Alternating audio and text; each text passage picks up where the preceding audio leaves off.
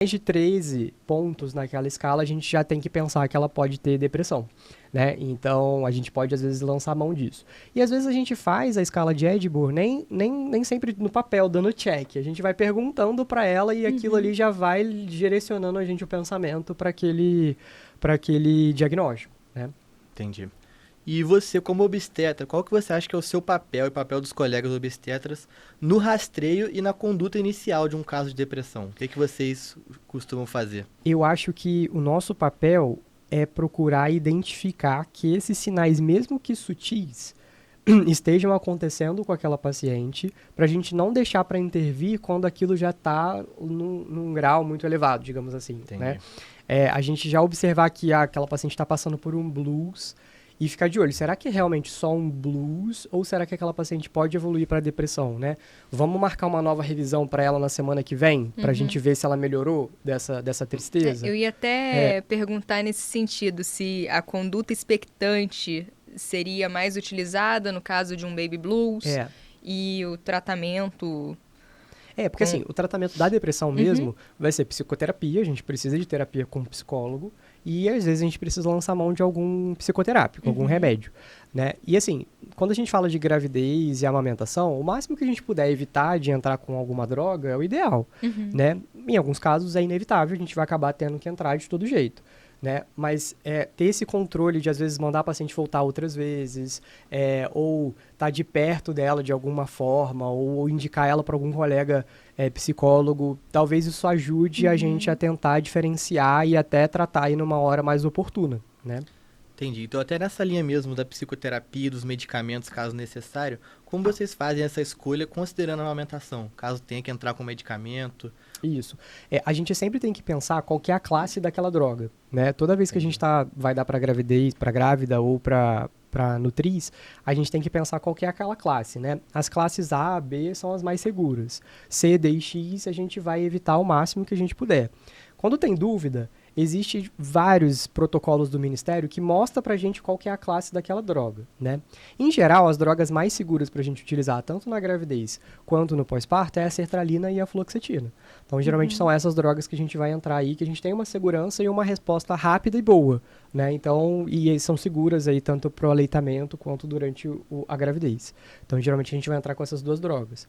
E a gente tem que mostrar também pra paciente, deixar ela ciente de que não é uma coisa rápida, de que essas drogas têm efeitos colaterais, então ela vai ter efeitos colaterais 2 semanas, 3 semanas, mas que vai melhorar, que ela precisa persistir porque aquilo vai realmente se resolver. Entendi. E qual seria a sua visão até no preconceito que as próprias mães têm no uso desses antidepressivos no puerpério? Como você faz para orientar elas do que fazer e tirar as inseguranças, que a gente sabe que tem um preconceito muito grande ainda? Sim. E assim, não só das gestantes, acho que todo mundo tem um pouquinho de preconceito com usar remédio antidepressivo e tudo mais, né? Eu acho que é deixar bem claro de que aquele é um momento muito delicado, que ela não tá sozinha, e que aquela droga talvez seja uma coisa momentânea para ela melhorar, conseguir desempenhar ali o que ela precisa, e depois a gente tirar, tá tudo bem, sabe? É só para ela realmente ficar bem durante um período e depois permanecer só com a terapia, ou enfim, com uma atividade, né? Que seja, e a gente melhorar aquilo ali de uma forma mais rápida e mais eficaz, entendeu? Então tentar mostrar para ela que aquilo é essencial naquele momento, que pode ser que daqui a pouco não seja mais e a gente vai tirar, mas que naquele momento ele é essencial e que a gente precisa lançar a mão. Entendi.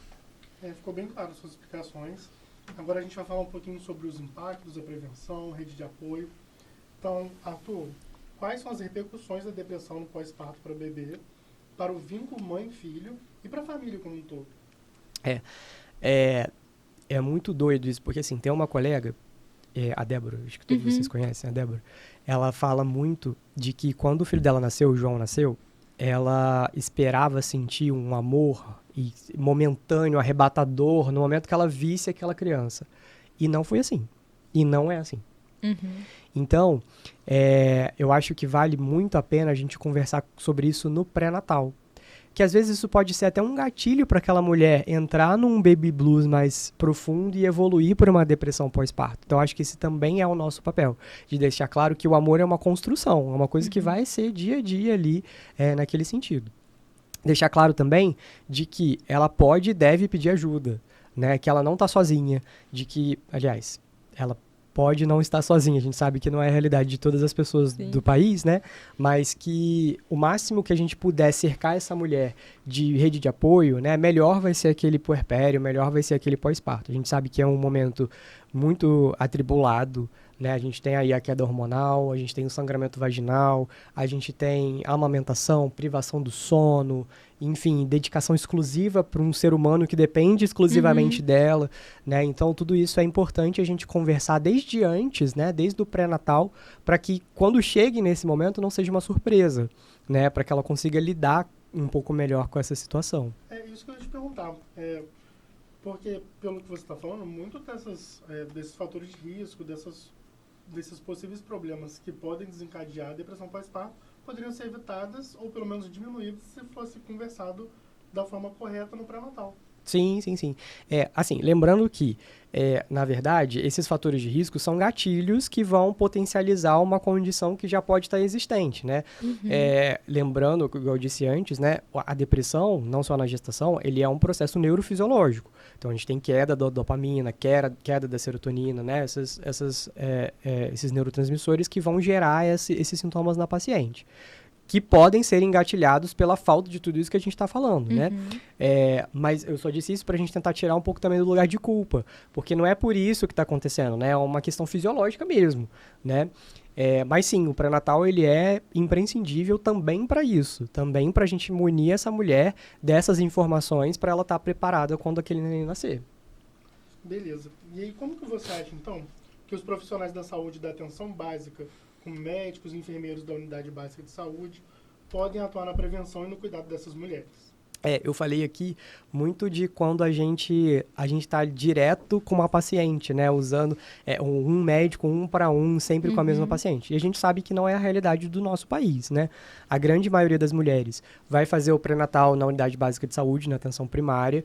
Algumas mulheres vão ser encaminhadas para os pré-natais de alto risco, mas na grande maioria das vezes, ou é um profissional da unidade básica, ou são mais de outros profissionais que vão estar envolvidos ali naquele pré-natal, seja o enfermeiro, o médico de saúde da família, enfim. O papel é a gente informar, a gente munir de informação, né? Eu não sei se vocês já tiveram a oportunidade de ver o cartão de gestante do Ministério. Ele é repleto de informações de boa qualidade. Eu acho que poucas são as gestantes que leem aquele caderno todo, mas ele é muito interessante. Ele tem, inclusive, um capítulo de depressão pós-parto e coisas que a gente pode fazer para evitar. Então, fica a dica aí. Na caderneta da criança, essas informações também estão? Ou não, só no da criança gestante? Não, só no da gestante. No da criança tem outras maravilhosas de introdução alimentar e tudo mais.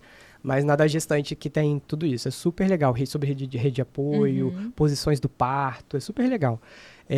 E assim, isso é um tema que a gente fala pouco, né? E às vezes o pré-natal é corrido, às vezes tem uma agenda muito cheia e tudo mais, mas eu acho que vale a pena a gente sempre pensar, sempre ligar, né, essa chave de que a gente precisa também conversar sobre isso. Tem muitas coisas importantes pra gente falar no pré-natal e essa também é uma delas, né? E principalmente lá no 3º trimestre e tudo mais.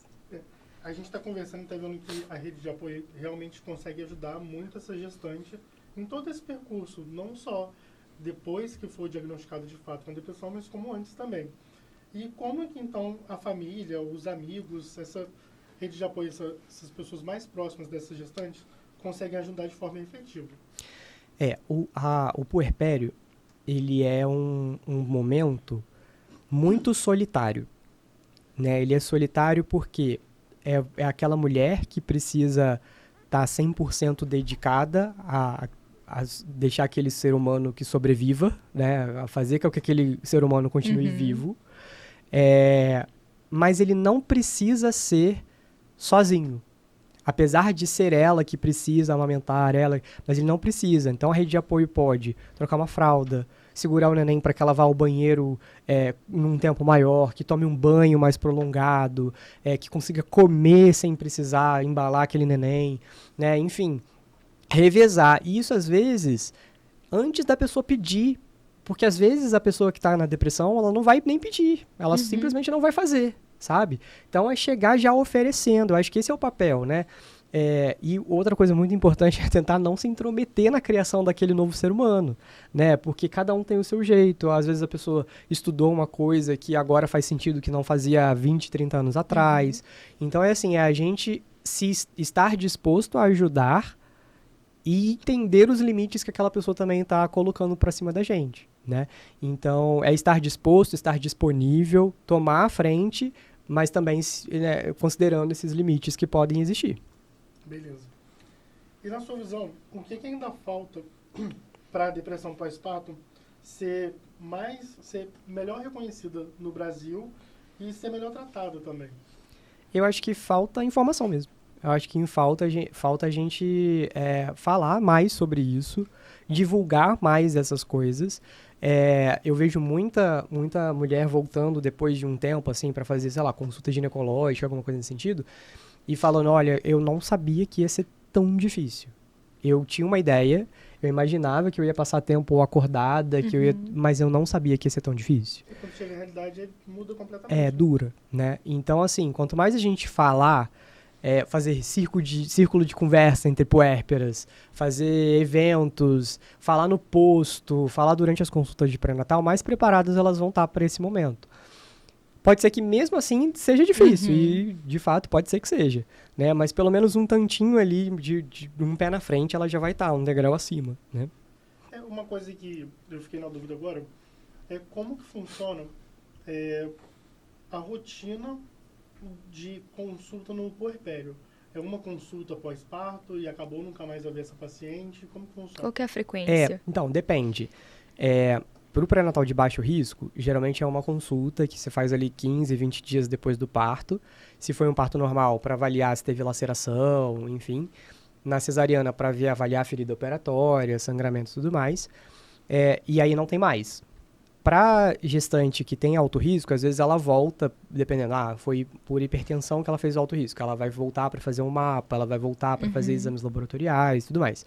Diabetes vai continuar fazendo a medida da glicemia, repetir o TOTG, enfim, aí é bem individualizado.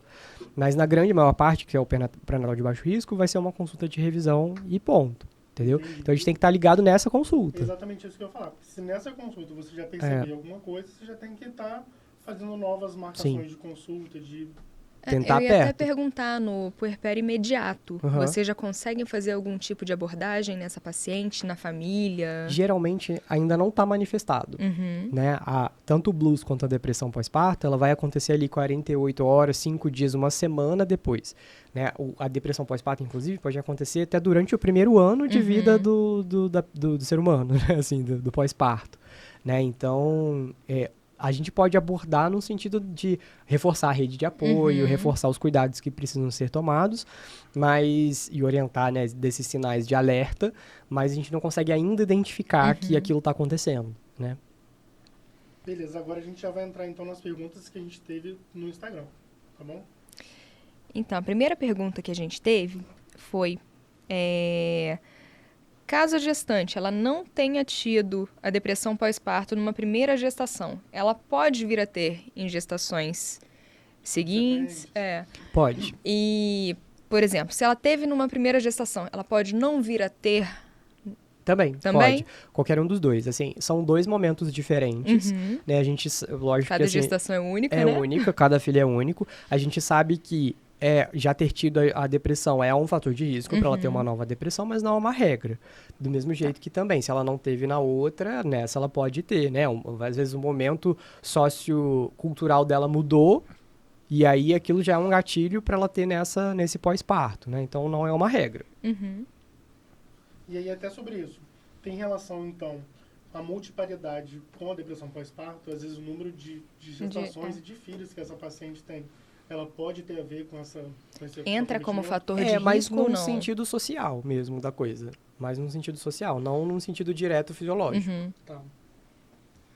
E acho que você até falou, mas então até quantos dias, até quantos meses o limite assim que a gente pode considerar para ser diagnosticado com depressão pós-parto? Os estudos falam até 1 ano. 1 ano depois do nascimento ainda a gente pode considerar como depressão pós-parto. Beleza. Você tem mais alguma dúvida, pessoal? Não, acredito que não. Tudo certo. Então é isso. a gente está encerrando aqui o nosso bate-papo sobre depressão pós-parto com o Dr. Arthur Vilela. A gente agradece demais você ter aceitado o convite para falar um pouquinho sobre esse tema, que é muito importante, como a gente pôde ver. A gente está fazendo esse projeto sobre o PJBL do 7º período do curso de medicina aqui do Unifoa. Esperamos que vocês tenham gostado. Se tiver alguma dúvida, podem entrar em contato com a gente nas redes sociais, podem ficar à vontade. E eu queria saber se o Arthur teria uma mensagem final para deixar para as mães, para os profissionais de saúde. Eu acho que a mensagem final para as mães é: peçam ajuda. Vocês não estão sozinhas, não precisam passar por isso sozinhas. Se não tem rede de apoio em casa, vai na unidade básica de saúde, procura aí a equipe multidisciplinar que existem, né? A gente sabe que em várias unidades básicas tem, então procurem, porque vocês não estão sozinhos. E para o profissional da saúde abram o olho, ficam grudados na paciente de vocês, porque a gente pode aí mudar prognósticos importantes aí nessas pessoas. É isso. Muito obrigado, doutor. Nada, prazer. Obrigada. Obrigado. Até agora. Um abraço.